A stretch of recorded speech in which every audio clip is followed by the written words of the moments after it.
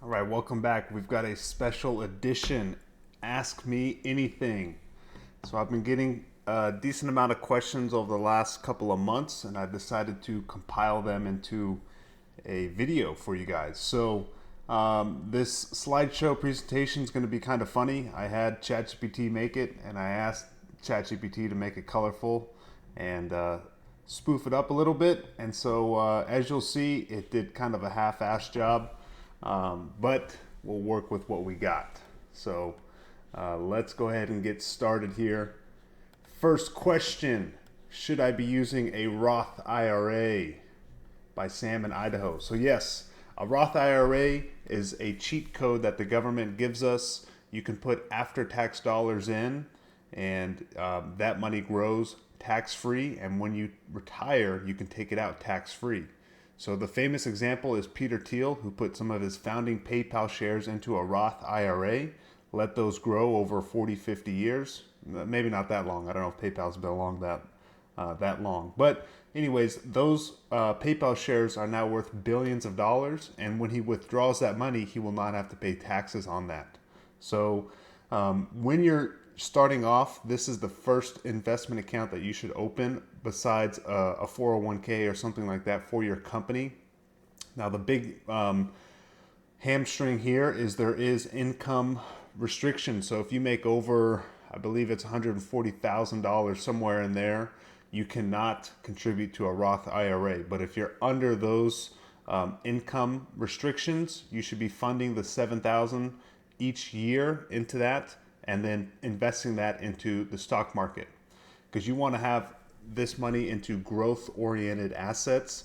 If you're looking for 20, 40, 50 years of growth, you want it to keep growing and keep throwing in that money in each year, and then let it grow, let it compound, and then that's a great way to start your investment portfolio for retirement.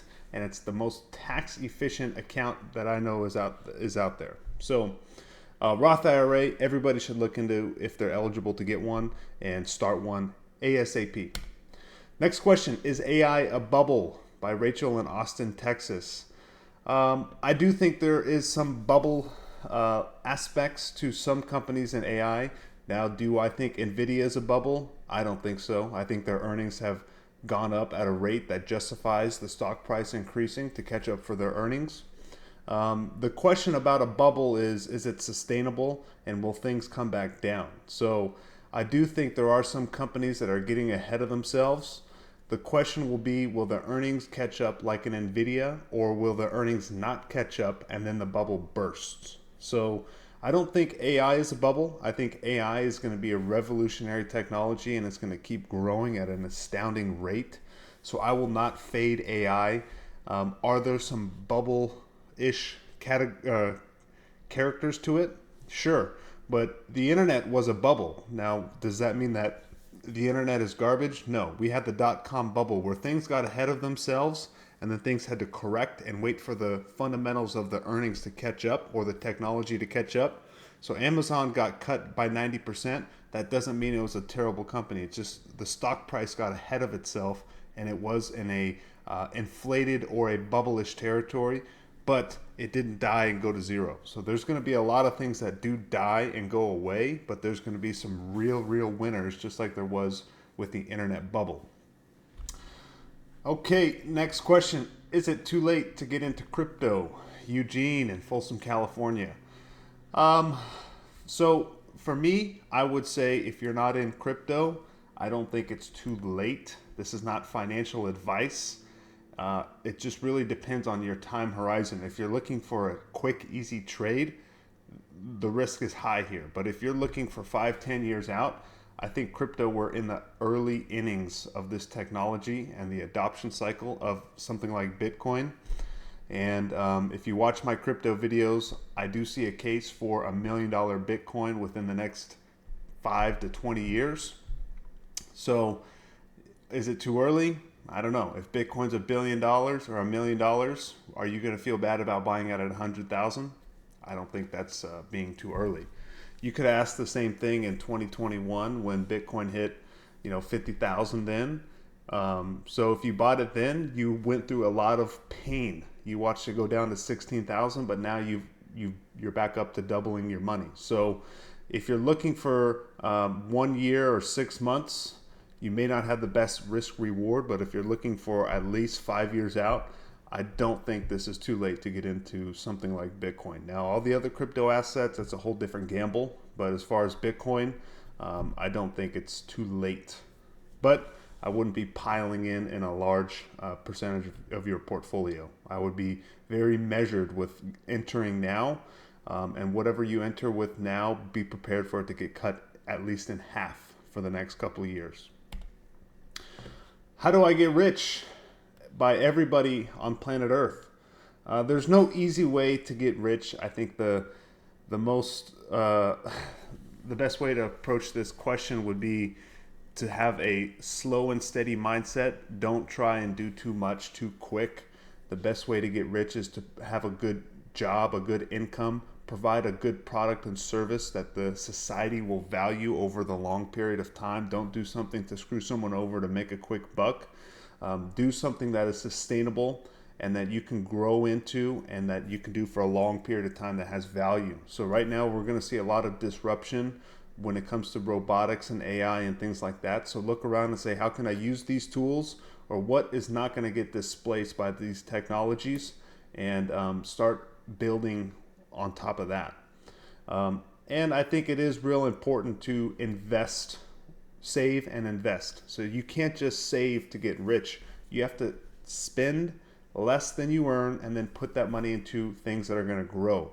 Whatever type of investment that is for you, whether it's stocks, crypto, real estate, bonds, it needs to grow in some way, shape, or form.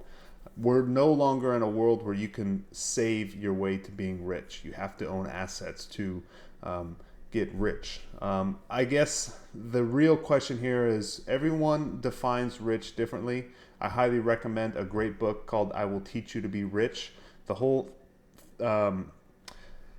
premise there is you create your own rich life. So for me, being able to golf and being able to shop at whatever grocery store and not worry about what the price is of a food that I know is going to be healthy and good for me, to me, those are some of the core tenets of being rich. I don't care for a yacht and things like that, but there are some things in my lifestyle that I want to build in that would make me feel rich, where I've got what I want and I'm not worried about the price, because I can work that into my lifestyle. So for you, it's determining what would make you feel like you're living a rich lifestyle. And when I say rich, I'm not saying, designer clothes and stuff like that, unless that's your thing. So I think the big takeaway is slow and steady wins the race. Look for sustainable results. It's the same thing in fitness. No fad diet, no crash course. There's nothing that's going to, quick results go away quick. So slow and steady wins the race. Will the stock market continue to perform well under Trump and the new administration? From Tim in Dorado Hills, California. I guess that's to be determined. There does seem to be a lot of momentum right now, a lot of excitement. I like a lot of the things that I'm seeing, but we're only hearing things. We're not seeing things get done. There is a lot of people in the business world rallying around the potential for deregulation and just a more business-centered, deals-focused administration. So I think these companies, the big tech companies in particular, are in such a great position. They're going to do well no matter what. So I do think the runway for a lot of businesses out there looks really good. But we are seeing a lot of optimism to tap into some of these struggling markets that haven't been doing so well over the last 10 years, 5 years. So it'll be interesting to see if we see some of those smaller cap companies really catch up and some of their potential to be unlocked. And that'll be good for everybody. I also think the potential for small business to improve is going to drastically increase with less regulation, because it gives them the ability to do things that some of the big companies were kind of crowding them out. Because if you're a big company, you'll pay whatever it takes for regulation. You have the resources to go around a lot of regulation, whereas small companies, they don't.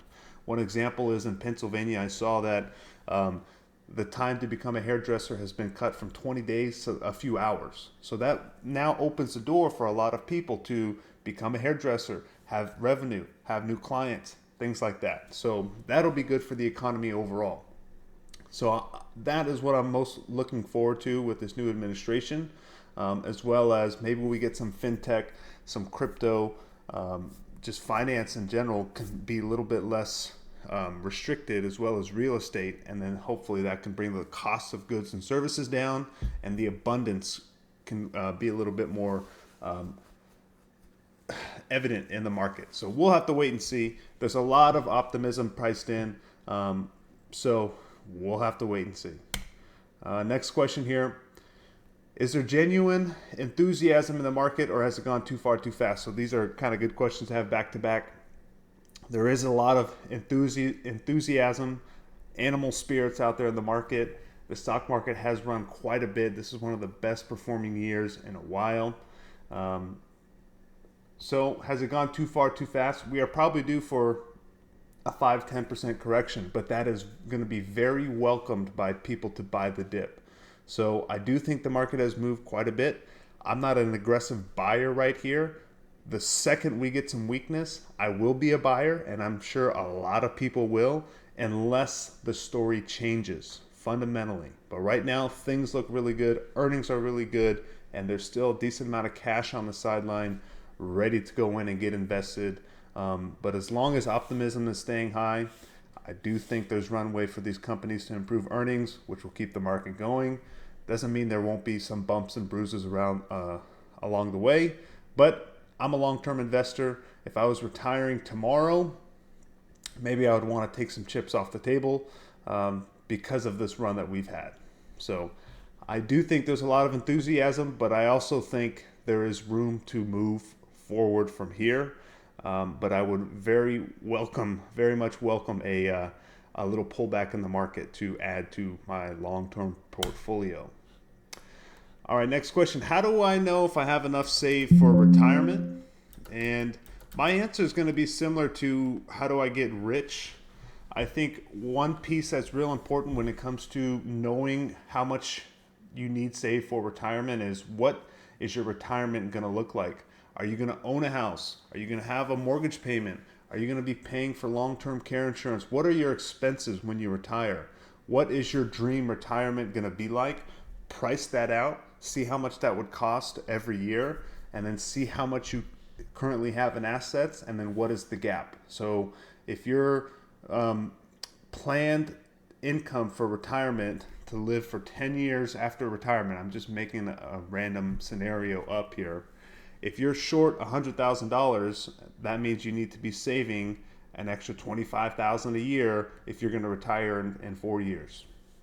So there's no perfect way to know the exact amount that you need for retirement. Things are always going to come up. It's always good to overestimate how much you're going to spend, overestimate how long you're going to live, and make sure you can get as much of a cushion as you can. So I would start by planning out, what does your goal retirement look like? How much does that cost? How much do I currently have? How much am I contributing? What's my average growth rate on my investments? And then kind of backtrack from there and say, okay, I need to add an additional 10% to what I save each year. How am I going to do that today? Add an extra 10%. So I either need 10% growth in my assets, which is, you can't ask for more growth, or I need 10% more contributing to my retirement funds. So that's where I would start. And yeah, it's something you need to be looking at even when you're young. Start planning that out. The sooner you start, the clearer you will have a picture as you get closer to retirement, and the less stressful it will be. Do you think the market is going to crash? This comes from the bears that are in the woods. I know there's going to be a market crash. There is 100% going to be a market crash. When? I don't know. Nobody knows. But there will be a crash in the market. There will be another 2020. There may be another 2008. There probably will be another 1999 market bubble. But as we've seen in the past, market is at all-time highs. Bitcoin is at all-time highs. When things crash, give it enough time. they tend to recover if they're a quality asset. Now, an Enron, when it crashes, not coming back. You could name all kinds of companies that crash and don't come back. But if you're invested in high quality assets or the stock market in general, give it enough time, they will come back. So if you're a younger investor, you should be happy when the market crashes, because now you get to go buy your retirement assets on sale. When you're an older investor, that's where the stress comes in if you have a lot of money in stocks. So if you are about to retire in, let's say, 6 years, but you're still somewhat heavy in stocks versus bonds or cash, and the market crashes, you're going to feel real nervous because there's a chance that maybe the market doesn't recover within 5 years. But as we've seen recently, we don't, in America at least, we've got the Federal Reserve that has a lot of tools to help keep the market from falling so much, and when it does fall, get it to reaccelerate. So I am not, as a young investor, I am excited when the market crashes. My biggest fear when the market crashes is not having enough liquidity to really take advantage of the assets that are going to be on sale. So that's my thought on market crashes. What is the best stock to buy right now? Sarah in Denver, Colorado. That's a great question. I don't know if I could give you one stock right now to buy. Tesla's my biggest position. Amazon's my second biggest position. I don't want to buy those right now. They've gone up a lot. I liked buying them 6 months ago, 3 months ago. I would say I would look at something in the semiconductor industry. I'm very interested in the solar industry, Enphase Energy. I'm interested in some AMD. I think the semis are on the less expensive side. They're not cheap, but they're not super expensive like some of these other companies that are out there. I actually am going to buy some Google next week. That would be my pick. If I had to buy one stock, that is what I'm going to be buying. I'm going to do my last tranche of Google purchases next week. So that would be the stock that I would buy right now. It's a growth company. It's an awesome company. And to me, it's a reasonable price to pay. And I think it's the cheapest of the Mag 7. So that would be the stock I buy right now. Not financial advice. Do your own research. All right, next question. How do we know when it's time to sell? How do we know when the right time is to sell? So when you're selling an asset, you're either selling because your retirement goals are changing or the fundamentals of the business or the story is changing, or you're exiting a trade. Now let's exclude the trade scenario from here. Most people don't trade, but if you are going to sell something just because it's gone up a lot, I think that's a trade. And I think that's a slippery slope to go down, because then you have to wait to get back in. When are you going to get back in? So for example, Tesla right now. Is now the right time to sell Tesla because it's gone up so much and the fundamentals hasn't changed? It's gone up just because Elon is buddy-buddy with the administration. Is now the time to sell? I'm not selling. I don't want to sell any Tesla stock because I don't want to sell it now and 5 years later look back and say, ooh, I bought Tesla at 145 and I sold it at 380 and now it's $700. I don't want to do that. I'm going to keep accumulating when there's blood in the streets, and I don't think it's good to sell just because something has gone up, unless you need to rebalance your portfolio. So I have done that. Actually, this year I did that. I trimmed some Tesla to double down on Amazon. I was way overweight Tesla, and I wanted to trim some of that back to go into some Amazon. So 3 times to sell: portfolio rebalance, retirement rebalance, or you're retiring and you need to liquidate to go into something else. Obviously an emergency and you need liquidity, that's a worst case scenario. Sometimes you can borrow against your stocks, but the big problem here is when you sell. If you're selling to use those funds for retirement, that's one thing. But if you're just selling because something's gone up, you got to get back in. And I've been there before. Meta's a great example. I bought some Meta shares at $100 when it was crashing. It got all the way down to 79, and I bought some Meta shares, and then I sold it for a quick flip. I think it was at like 160. Now it's 600. If I just had the patience to hold on, that would have been a nice little position in Meta, and I'll probably never get that opportunity to buy at that price again. So, and then it's always going to be too high for you to get back in. Same thing with Bitcoin. I've traded around some Bitcoin. I feel like an idiot now. Why didn't I just keep accumulating? That's my strategy now when it comes to Bitcoin, is just accumulate. All the other coins that I don't have as much conviction, that's trading. I can consider that some trading money. But when it comes to long duration assets, don't sell just because it's gone up so much. Only sell if the story has changed, or it's time to retire and move those assets into something else. Okay, next question. What should I consider when choosing a financial advisor? It's a loaded question. Obviously, you need to trust the person. You need to understand the strategy that they're going to implement with your money. What are you looking for? Are you just looking for them to give you guidance? Are you looking for them to take your complex situation and just kind of sort things out? Or are you just brand new and you don't want to deal with it? Just give them the money and let them deal with it. They can put it in whatever. I just need it to be going to work. So I really think, obviously, step number one is you got to deal with someone that you trust. And then I do think it is important for you to understand their strategy. So if they just say, we're buying the S&P, 80% of your portfolio is S&P, 20% is bonds, you need to know what they're doing and feel confident in it. So I would start there. There's a lot of other tax benefits and things like that. But I would say when it comes to a financial advisor, I think everyone has the ability to be their own financial advisor and should be seeking financial advice. So instead of giving someone all your assets and say, you deal with this, you control your assets, but you get advice on how to strategically place those assets. And if there are some things that you cannot get done with on your own, then that's when you give some of your funds to a financial advisor. So if you're trying to invest into a startup company or something like that where they have the rails for you to do so, that makes sense. But it's not that difficult for you to open your own account and put 30% in the S&P, 70% in bonds, whatever the piece of the pie is for you, where you talk to a financial planner or a financial advisor, and they can help you go through those steps to do it for yourself.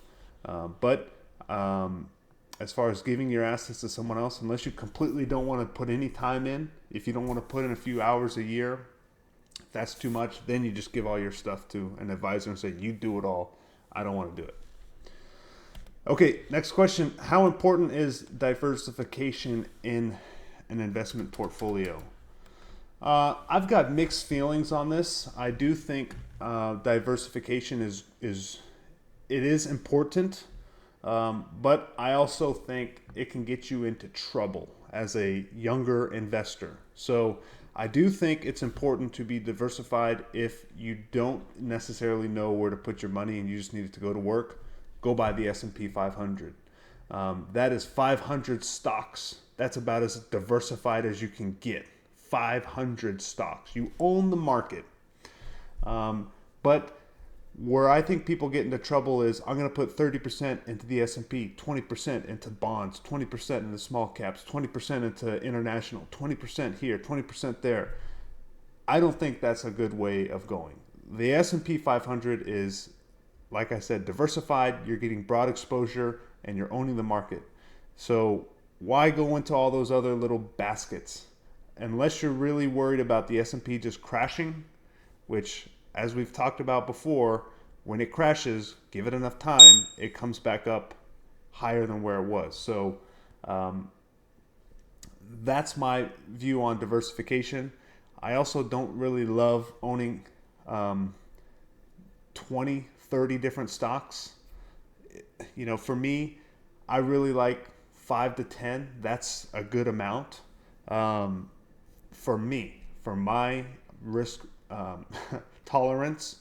So a good analogy against diversification is you hear someone say, diversify, don't put all your eggs in one basket. Stanley Druckenmiller says, put all your eggs in one basket and watch the basket carefully. So if I have 8 eggs in my basket and I'm looking at it, 7 of them are doing great, 1 of them's not doing so good, I can take 1 egg out of the basket, leave those 7, or replace it with another one, keep a close eye on the basket. So I think there's 2 sides of that coin. I think if you really like something and you're really following it and it makes sense and the company's doing well, why diversify away from that? Why get rid of Apple to go into Intel just to diversify? If you think Apple is going to continue to do well and you're following the business, why not go a little heavier into that and another company versus saying, I just need to diversify to spread my risk all around? If you have a kid who's really good at tennis, are you going to tell him you need to diversify your athletics and go do swimming or something else? No, you're going to tell them double down on tennis.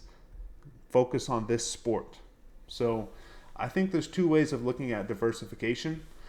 If you're really good at something, if you really understand something, I don't think you should diversify away from it. If you have no clue, that's where I think diversification comes in. Spread your risk around, just get exposure to the market. But also, you can do that by just owning the S&P 500. And that's simple. That's easy. You don't have to do a lot of work. Just buy the S&P. You're getting exposure to the stock market. The S&P is up 30% this year. That's great. But you don't need to own 10 other things and the S&P. Okay, what are some common mistakes new investors make? I would say, for me personally, starting off, a common mistake is just selling too early. You see, oh, I'm up 20%, sell. You should be holding your winners and cutting your losers. So that would be what I would recommend, is really think long term when you're starting off. Don't get excited because you made $500 on a stock. If I sold Tesla the first $500 I'd have, I'd be feeling real pissed off because it's run 1000x since I first bought it. So I would say don't sell your winners. Let them ride. If you're a new investor, a young investor, let your winners go and focus on keep adding instead of saying I need to sell this $500 and then go buy something else and then turn that into 1,000. No. Let your winners go. Focus on your job. Focus on your income. Take profits from your job and income. Reinvest those new profits. Don't try and churn your investments into a big old pile of money. That's not going to happen. Let's see here. How do I balance short-term financial goals with long-term investing goals? So I would say when it comes to short-term financial goals, if you're talking about, I guess there's 2 ways of looking at this. I like to have separate accounts where I'll say, here's an account where I'm going to be liquidating some of these assets. But here's my long-term investing account. There is no pulling money out of this whatsoever. But I do have a trading account where if I have a big win and I want to take some money out for Christmas shopping, for example, I can do that and I don't feel guilty about it. Or if I have a trip coming up, or if I have a medical expense, I've got cash in this account. This is money that I'm either going to invest if Tesla stock tanks. I've got cash in there. I can go throw it in investments, or it's like an emergency account where if I need it for something, I can pull it out. So I would say don't throw all your money in. Keep some cash around for those short-term financial goals, whether that's a trip or a bill that you have. Always keep a little cash around to service those things. But also, I really think it's important to separate some accounts. Short-term account, long-term account. Sorry, these alerts keep going off. So that's my tip for you, Tina in Seattle. Go Hawks.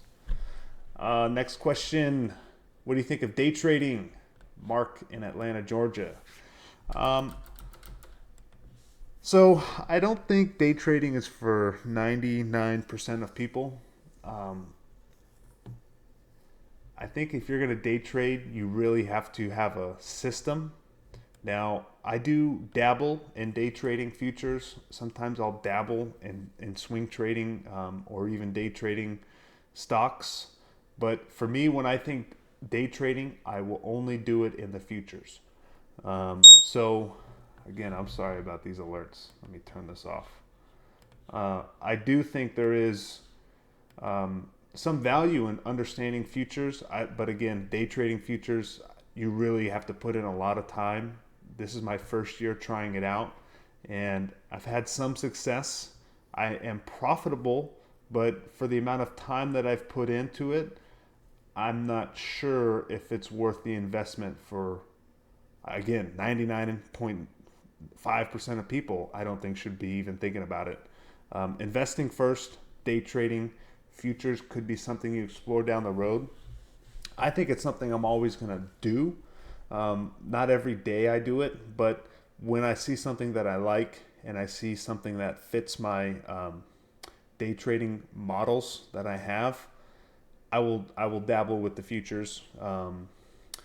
But again, you got to really put in a lot of work, and it's a lot of emotional and mental work that you got to put in. So I think it's a tool to generate some income. Now, it's not a steady, there's 1,000 other ways that you can make income. This is just another tool for me to make a little bit of income in my trading account that I utilize. So I think it's something worth exploring.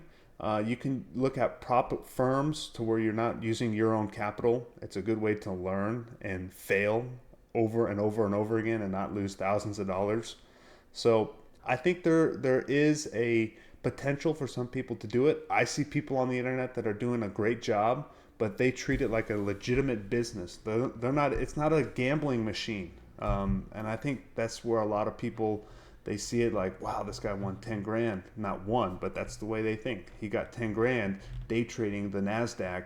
I can do that too. Let's go long 10 contracts and then your margin call. So I don't know. I think it's interesting. I think you're going to see more people doing it. And I think it is very stimulating.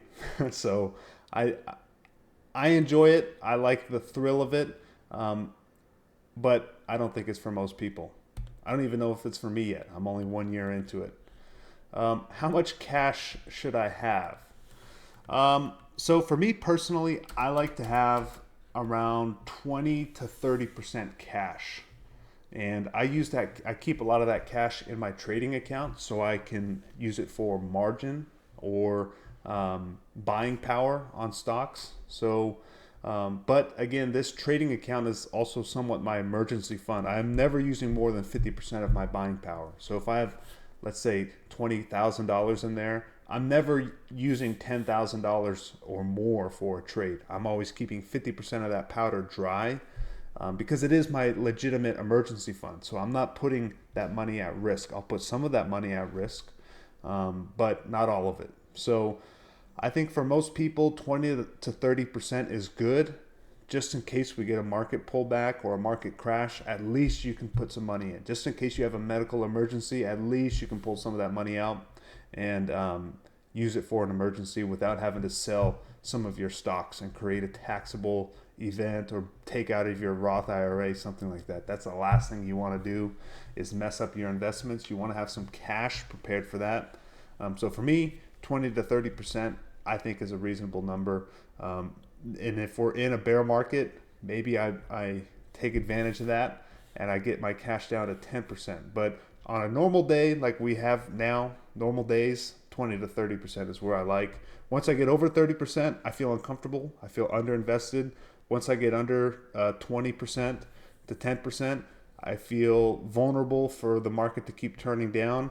And I don't like that feeling either. I want to have some powder dry. All right, last question. This has been a long video. I appreciate everyone who's been here this long. If you have any more questions, put them down in the comments. Last question, what role does cryptocurrency play in a diversified portfolio? From Josh in Portland, Oregon. I would say for me, Again, I have higher risk tolerance. I really study the crypto space. Um, so for me, I would say my crypto exposure in a diversified portfolio. I'm not very diversified, but for me, I would say it's anywhere between 20 to 10 to 30% is crypto exposure in my portfolio. Um, for someone like, let's say, my mom, she's 10 years away from retirement. She's got about a 2% exposure to Bitcoin. I think that's something more realistic for most people. I think the biggest thing is people should understand Bitcoin, and then they should go from there and say, well, from 1 to 5% to start. Just get off zero. I think most people should just get off of zero. Maybe you start with 1% of your portfolio, and then maybe it grows to 5%, and then you rebalance from there, or you just let it go. So I would say that is a good place for people to start looking at, is understand it, learn about it, and then once you feel comfortable with the asset class, particularly Bitcoin, maybe you look at adding it into your portfolio from anywhere from 1 to 5%, depending on how much you understand it and how comfortable you are with it. So that's where I would start. Then you become a degenerate like me, and then you grow from 5% to 10% to 15% to 20%, whatever. So the more I understand it, the more I want to have it in my portfolio. And obviously, the more it grows, the larger portion it becomes of my portfolio. But that's me. I have a long time horizon, high risk tolerance. So that is the crypto question. I think that's it for today. Thanks again, everybody. Long video. I will talk to you all next time. Maybe we'll do one of these once a quarter, once a month, something like that. So I'll keep accumulating questions. If you see me in person, ask me a question. I'll bank it in my head and we'll put it down here. You can always email me, text me, tweet at me, whatever. Put the question in the chat.